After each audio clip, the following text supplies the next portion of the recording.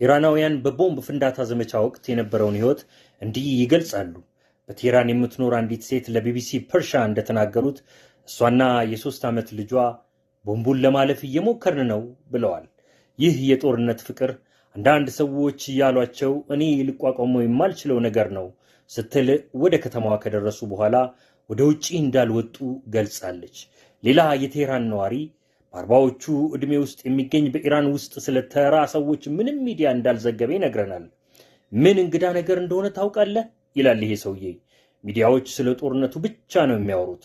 ትራምፕ ምን እንዳሉና ኢራን እንዴት ምላሽ እንደሰጠች፣ አሜሪካ የቦምብ ድብደባ የት እንደፈጸመችና ኢራን የትኛውን የአሜሪካ መሰረት እንዳነጣጠረች ይነግሩናል።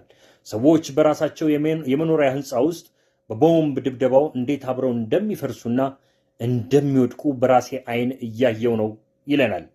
አንድን ሰው ስደውል መልስ ሲሰጠኝ የልብ ድካም እየተሰማኝ ነው ይላል።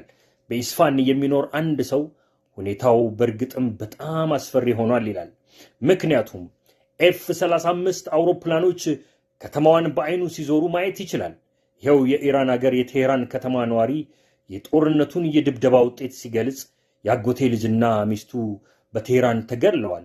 እንደዚህ አይነት ቀን ለኢራን አስበን አናውቅም፣ በመጥፎ ህልሞቻችንም ቢሆን ይለናል።